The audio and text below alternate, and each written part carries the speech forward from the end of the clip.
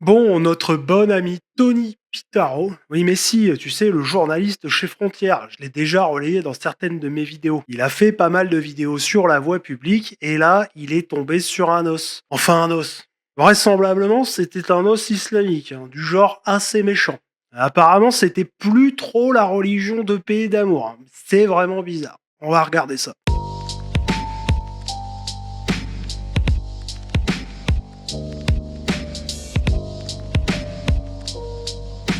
Alors Pitaro, c'est ce qu'on pourrait appeler un journaliste de terrain. Il va dans des endroits où t'as même pas envie de foutre un orteil. Pour nous informer généralement sur le fantastique état dans lequel est la France. Et donc comme à l'accoutumée, hein, c'est ce qu'il a fait en se rendant sur un camp de migrants en plein centre de Paris. Ville de lumière, ville d'amour et un petit peu africaine aussi. Hein, et on va voir que ça a tendance à basculer plus d'un côté que de l'autre ces dernières décennies. Donc allons-y, un centre de migrants en plein Paris. Enfin, carrément un camp de migrants. En fait, j'ai beau le dire, j'arrive toujours pas à conscientiser.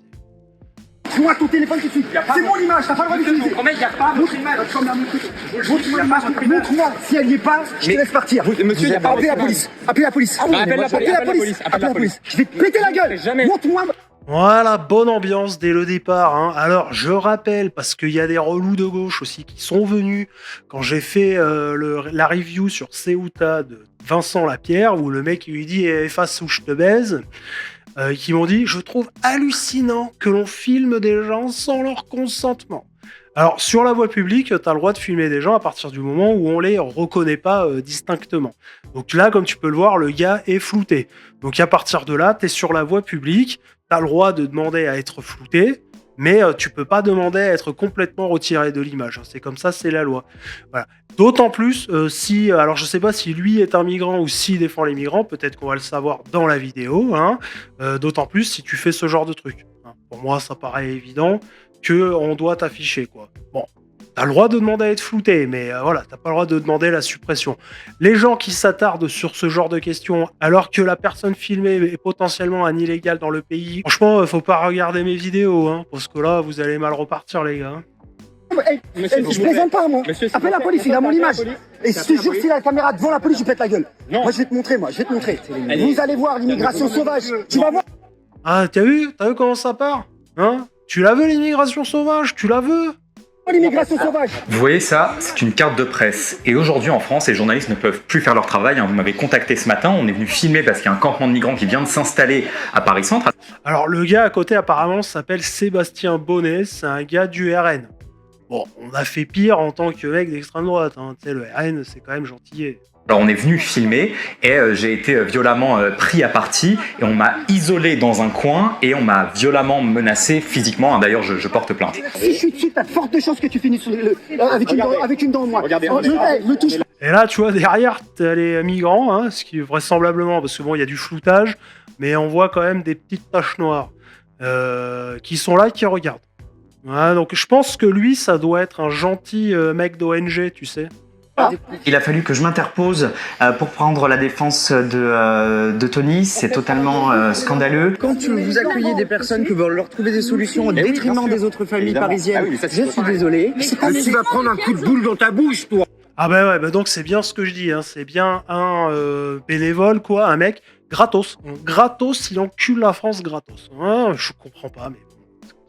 Ensuite, on nous a strictement englobés et on nous a interdit de quitter le jardin public. Et quand je les vois là, les deux, je dirais que c'est quasiment une attaque homophobe.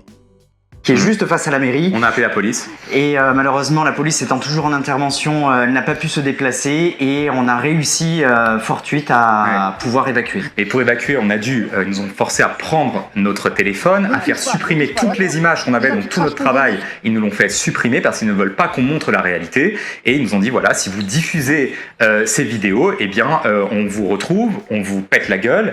Voilà, c'est clairement des vraies menaces. C'est pour ça que Lara Fatimi, mon avocat, voilà, on va aller porter plainte, elle va se saisir de cette affaire parce qu'on ne laissera pas passer, parce que c'est pas à tous ces gens d'extrême gauche de faire la loi. En France, on peut filmer. Ouais, tu vois, c'est en train de partir en couille, hein. Donc là, les mecs commencent à être vraiment très véhéments pour défendre leurs petits bébés migrants qui ont traversé la Méditerranée. Là, ils sont prêts à assassiner n'importe qui, hein. C'est des fous. c'est vraiment des fous. On peut filmer l'espace public, on peut filmer les campements de migrants illégaux en plein cœur de Paris, on a le droit de le faire. Monsieur est un représentant du Rassemblement national, on a le droit de faire un reportage, et ce n'est pas à eux de faire la loi. Il y a un autre individu d'ailleurs qui ensuite nous a suivis sur de nombreux mètres et qui nous a filmé d'ailleurs avec son smartphone, donc c'est une vidéo que vous allez probablement voir. Donc lui, il a le droit. Hein. L'autre, il a le droit de filmer, mais toi, t'as pas le droit. Non. T'as le droit de filmer que si c'est pour dénoncer des gens de droite et dire que les migrants, c'est bien. Voilà. On va sortir et qui nous a également menacés. Par contre, je vais te suivre un peu, moi. Pour être sûr que tu te casses, en fait. C'est-à-dire ? Vous nous reprochez qu'on n'a pas le droit de filmer dans l'espace public et vous êtes strictement en train de le faire. Ouais, mais tu sais quoi ? Ouais, mais moi, j'ai le droit. Moi, je suis d'extrême gauche. Moi, j'ai des bonnes valeurs, monsieur. Moi, je suis dans le camp du bien. Tout ce que je fais, c'est le bien. Vous êtes le mal. Donc, moi, j'ai le droit de te filmer. C'est comme ça. Ah, c'est dans un sens unique. C'est juste dans un sens unique, c'est ce que vous êtes. Ah ouais, donc là, tu sais, le mec, tu le mets en face de ses contradictions et maintenant, ils veulent te taper. Je crois, et je crois d'ailleurs que c'est Melting Pot qui l'a dit dans son dernier live que j'ai écouté avec contre le Guise, là, c'était plutôt intéressant, où il dit la gauche a bien compris que la démocratie ne sert à rien. Hein, maintenant qu'ils ont compris qu'ils allaient perdre, eh bien, la démocratie, ça ne sert plus à rien. Faut péter des bouches et entrer en dictature communiste, enfin socialiste, gauchiste, quoi. T'es en train de dire. On parle pas avec des gens comme toi, en fait. On les écrase, en fait. Voilà, ben voilà. Qui nous a très clairement dit que les gens comme nous, il fallait les écraser physiquement et moralement. Donc ce sont de réelles menaces physiques. Bien sûr. Je suis désolé, en politique, en société ou dans n'importe quel autre domaine, on ne peut pas empêcher la liberté d'expression, l'entrave à la liberté de circulation des personnes et une violation du droit constitutionnel. Donc nous déposons plainte. Oui, bah vous faites bien, les gars. Et puis moi, je vous dis, vous pouvez éventuellement jouer sur les attaques homophobes. Hein, non, mais on s'en fout, que ça soit vrai ou pas, on va faire comme eux, hein, écoute. Et donc, pour que vous ayez une petite idée de ce à quoi ça ressemble, les camps de migrants en plein Paris, ça ressemble à ça. Hein. Comme le tiers-monde, voilà, le tiers-monde en plein Paris, tout à fait, c'est le tiers-monde en plein Paris, et ça, c'est vraiment hallucinant. Voici ce que voit Mickaël chaque matin depuis sa terrasse. Des dizaines de tentes installées sous le métro aérien, où des migrants vivent dans des conditions particulièrement précaires. Il fait très chaud, il manque de moyens à tous les niveaux, il n'y a pas d'urinoir, ils sont très mal accompagnés. Oui, enfin, bon, ok, c'est un riverain qui dit ça, c'est ni un politique ni un journaliste, mais enfin, on n'en a rien à branler. Hein. Ce qu'il faut, c'est les accompagner à l'aéroport, quoi. En plus des problèmes sanitaires, donc ça, effectivement, c'est insupportable de voir cette situation. Mickaël dénonce une situation qui s'aggrave et regrette l'absence de réponse des autorités. Alors on a écrit plusieurs fois. On a écrit plusieurs fois donc à la mairie de Paris, à la mairie du 10e, à la mairie du 18e. On a écrit au préfet de police, à la préfecture. Chacun se renvoie la balle. La mairie de Paris dit que c'est la faute de la responsabilité de l'État. Et l'État, effectivement, et la préfecture, elle, ne répond jamais. Entre les stations La Chapelle et Jaurès, il serait plus d'1 millier à vivre dans ces campements de fortune. Bagarres, consommation de stupéfiants, nuisances sonores. Ce restaurateur est contraint de fermer plus tôt le soir, par crainte pour la sécurité de ses clients.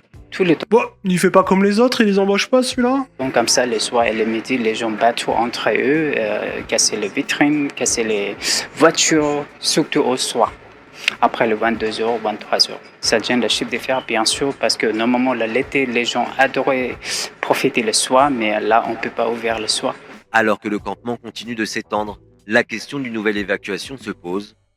Pour l'heure, aucune date n'a été officiellement annoncée. Ah mais c'est pas une évacuation qu'il faut, c'est des expulsions massives en fait. Non, ça suffit quoi. C'est ça que défendent les gens que l'on a vus qui menacent donc les journalistes de leur péter la gueule. C'est l'avenir quoi. C'est vrai que quand tu vois ça, tu te dis là c'est bon. Là la France est sauvée quoi. On va accueillir ces gens, ils vont s'intégrer et ils vont faire le travail que les Français ne veulent plus faire. Il n'y a pas de travail, donc on ne sait pas trop ce qu'ils veulent dire par là, mais enfin... Bon bref, il ne faut pas t'inquiéter. Bientôt, grâce aux lois contre l'ingérence intérieure, nous ne verrons plus ce genre d'images qui facilitent les amalgames et nourrissent la haine injustifiée de ces pauvres bébés en tenue de sport toute neuve. Nous en ferons des Français comme toi et moi, et ils pèteront la gueule de ceux qui ne veulent pas. Et aucun journaliste ne pourra en témoigner. La nouvelle France est devant nous, adhérez-y ou mourrez. Ah pardon, désolé, j'étais pris dans mon truc. N'hésite pas à me dire ce que t'en penses en commentaire, like, abonne-toi, fais un don sur Tipeee ou rejoins les membres payants de la chaîne pour me soutenir et soutenir nos journalistes de droite. Et je te dis à demain, 9h45 pour une nouvelle vidéo. Des fois tu marches dans la rue, Momo débarque, te taxe une clope. Je l'envoie se faire foutre poliment. Il insiste, il me dit t'es mon pote. Je dis non, mes potes sont pas comme toi.